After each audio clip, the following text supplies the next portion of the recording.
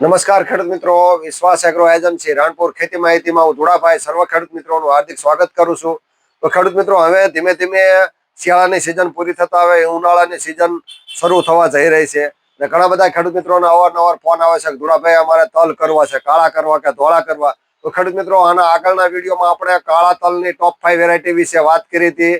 તો ખેડૂત મિત્રો, આજના વિડીયોમાં આપણે એવી ટોપ 5 વેરાયટી જે સફેદ તલમાં ખૂબ જ અગત્યની ટોપ 5 વેરાયટી જે ઓછા ખર્ચે વધુ ઉત્પાદન આપે એવી જાતો વિશે આજના વિડીયોમાં આપણે ચર્ચા કરવાના છીએ. જો ખેડૂત મિત્રો તમે સફેદ તલની ખેતી કરવા માંગતા હોય અને તમારે ઉત્પાદન સારામાં સારું લેવું હોય અને અથવા તો કે 15 થી 20 મણની આજુબાજુ તમારે ઉત્પાદન લેવું હોય તો એવી વેરાયટીઓ વિશે આજના વિડીયોમાં આપણે ખેડૂત મિત્રો ચર્ચા કરવાના છીએ. તો ખેડૂત મિત્રો, જો તમારે તલ કરવાના હોય ને તલના સારા બિયારણની શોધમાં હોય તો જે આ ટોપ 5 વેરાયટી વિશે હું માહિતી આપું એ ખેડૂત મિત્રો તમે શાંતિથી જોઈજો અને બીજા ખેડૂત મિત્રોને તલ કરવાના હોય તો એમને પણ તમે મોકલી શકશો. તો ખેડૂત મિત્રો, આપણે સર્વપ્રથમ વાત કરીએ કે તલ બિયારણમાં સૌથી મોટી કંપની અને સૌથી વધુ ઉત્પાદન આપે એવી કંપની હોય તો એ અવની છે. તો એવું કહેવાય છે કે અવનીના બિયારણ વાવો અને ઉત્પાદનમાં ડંકો વગાડો, એવો ડંકો વગાડે એવું બિયારણ સર્વપ્રથમ આપણે વાત કરીએ તો અવનીનું છે અવની 19+. તો ખેડૂત મિત્રો, અવની 19+ રિચર્સ તલ બિયારણ વિશે આપણે ખેડૂત મિત્રો વાત કરીએ તો કે જે આ સૌથી ઝડપી પાકતી વેરાયટી, ટૂંકમાં 70 થી 75 દિવસે પાકતી જાત છે. તલનો દાણો એકદમ મોટો છે, એનો દાણાનો રંગ એકદમ વ્હાઈટ અને ચમકદાર છે. તલના બઢા બેસવાની ક્ષમતા સામસામે બઢવા બેસે છે. આ ઉપરાંત એક્સપોર્ટ ક્વોલિટીનો અને સ્ટાન્ડર્ડ ક્વોલિટીનો અને સૌથી ઝડપી જાત અને વધુ ઉતારો આપે એવી જાત હોય તો એ અવની 19+ છે અને મબલક ઉત્પાદન આપે એવી જાત હોવાના કારણે ઘણા બધા ખેડૂત મિત્રો કહે છે કે ધુડાભાઈ અમે આના આગળના વર્ષે અવની 19+ નું બિયારણનું વાવેતર કર્યું હતું તો આ વર્ષે પણ અમારે કરવું છે અને ઘણા બધા ખેડૂત મિત્રો લઈ જાય છે. આ હું નથી કહેતો, ખેડૂત મિત્રો જે અમારી પાસેથી લઈ ગયેલા ખેડૂત મિત્રોના અભિપ્રાય બોલે છે જે કે 15 થી 20 મણ સુધી ઉતારો આપે એવી જાત છે અવની 19+. ત્યારબાદ ખેડૂત મિત્રો આપણે વાત કરીએ એનાથી એક કદમ આગળ એવી જાત છે અવની 20. અવની 20 એટલે 20. અવની 20 રિચર્સ તલ બિયારણ. તો ખેડૂત મિત્રો, આ તલના બિયારણની ખાસિયત વિશે વાત કરીએ તો કે 4 થી 5 ફૂટનો ઊંચો છોડવો થાય છે. આ ઉપરાંત આનો દાણો એકદમ વ્હાઈટ કલરનો અને મોટો દાણો, ટૂંકમાં આપણે રેવડીમાં જેમ મોટો દાણાની જરૂરિયાત હોય છે એવો મોટો દાણો થાય છે. આ ઉપરાંત એનું બઢું ખૂબ જ મોટું થાય છે, ખૂબ જ એટલે ખૂબ જ. બિયારણની બધી જ વેરાયટીઓ કરતા અવની 20 નું બઢું કે અવની 20 નંબરના તલનું બઢું ખૂબ જ મોટું થાય છે અને ઊંચાઈ પણ સારામાં સારી થાય છે.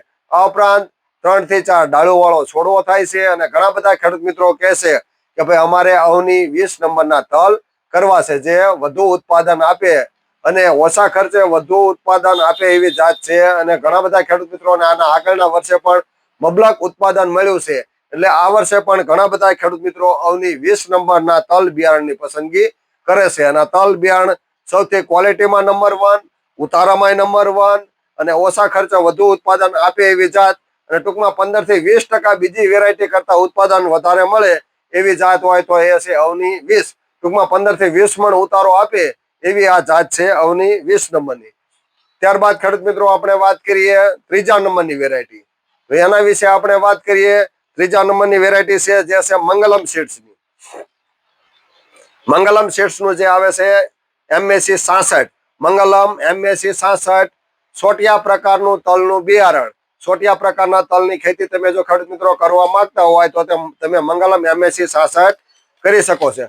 સોટિયા પ્રકારમાં પાછું છકડી મોઢે બઢું બેસે, છકડ બઢા બેસે એટલે સીધા ફરતા ફરતા ચક્ર આકારે બઢા જ હોય અને ઉત્પાદન પણ સારામાં સારું મળે એવી જાત છે. સોટિયા પ્રકારમાં એ અવની એ છે મંગલમ નું MAC 66. તો મંગલમ MAC 66 તો સોટિયા પ્રકારનો છોડવો થાય છે. છોડની ઊંચાઈ 4 થી 4.5 ફૂટની થાય છે. આ ઉપરાંત એમાં છોટિયા પ્રકારનો છોડવો થાય એટલે ડાળીઓ ફૂટતી નથી અને સીધો છકડી મોઢે બઢું બેસે એટલે બઢા એકદમ મોટા અને ચમકદાર આવે છે. તલનો દાણો એકદમ મોટો થાય છે, ચમકદાર થાય છે અને છકડી મોઢે બઢું બેસતું હોવાના કારણે ખેતરમાં તમને એમ લાગે કે ના બાકી તલ ઊભા છે એવી વેરાયટી છે અને વધુ ઉત્પાદન આપે એવી છે જે મંગલમનું MAC 66 રિચર્સ તલનું બિયારણ ગણી શકાય. અને મોટો દાણો હોવાના કારણે ઘણા બધા ખેડૂત મિત્રો આની પસંદગી કરે છે કે ભાઈ અમારે સોટિયા તલ અને મોટા દાણા વાળી તલની વેરાયટી કરવી છે, જે મંગલમનું MSC 66 છે, જે આના આગળના વર્ષના ખેડૂતના અભિપ્રાય મુજબ હું આ માહિતી આપું છું. ત્યારબાદ ખેડૂત મિત્રો આપણે વાત કરીએ વિશ્વાસ સીડનું છે વિશ્વાસ ત્રિવેણી. વાવશે વિશ્વાસ અને લણશે વિશ્વાસ એવું બિયારણ છે વિશ્વાસનું ત્રિવેણી. ટૂંકમાં આ પણ એક સોટિયા પ્રકારનો છોડ થાય છે. 4 થી 5 ફૂટની ઊંચાઈ થાય છે. અને વિશ્વાસ ત્રિવેણીની આપણે વાત કરીએ તો આની પસંદગી કરવાનું કારણ તો કે ખૂબ જ મોટો દાણો અને સોટિયા પ્રકારનો છોડ અને એકદમ MSC 66 જેવું કે છકડી મોઢે બઢું બેસે એવો એકદમ મોટો અને ભરાવદાર દાણો અને બઢું મોટું હોવાના કારણે તલનો દાણો મોટો હોવાના કારણે ઘણા બધા ખેડૂત મિત્રો વિશ્વાસનું ત્રિવેણીની પસંદગી કરે છે. એટલે આ પણ એક વેરાયટી કરાય જેવી ખરી. આ પણ એક વેરાયટી એવી કહેવાય કે વાવશે વિશ્વાસને લણશે વિશ્વાસને વધુ ઉત્પાદન આપતી જાત હોવાના કારણે ઘણા બધા ખેડૂત મિત્રો વિશ્વાસ ત્રિવેણીની પણ પસંદગી કરે છે. ત્યારબાદ આપણે વાત કરીએ ગોલ્ડ કિંગનું A1.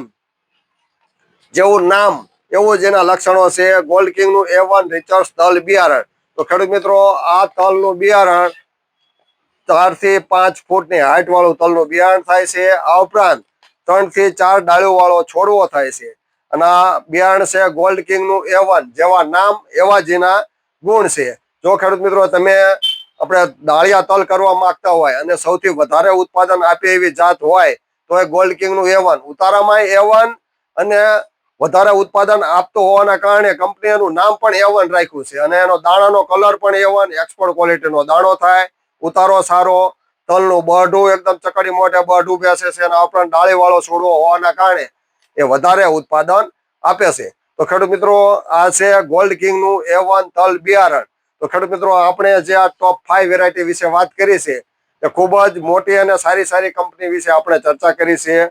અવની છે, મંગલમ છે, વિશ્વાસ છે, ગોલ્ડ કિંગ છે, જે તલ બિયારણ બનાવતી એવી ટોપ 5 કે ટોપ 5 વેરાયટીની સારી કંપનીની ચર્ચા કરી છે. જો તમે તલની ખેતી કરવા માંગતા હોય અને સારા બિયારણની તલની શોધખોળમાં હોય તો તમે આ તલ આ 5 વેરાયટીમાંથી તમને ગુજરાતમાં કોઈ પણ જગ્યાએ ગમે તે એગ્રોની દુકાનેથી મળે ત્યાંથી તમે ખરીદી કરી અને તમે એનું વાવેતર કરી શકો છો અને સારું ઉત્પાદન મેળવી શકો છો. તો ખેડૂત મિત્રો બિયારણ એ પાયાની વસ્તુ છે.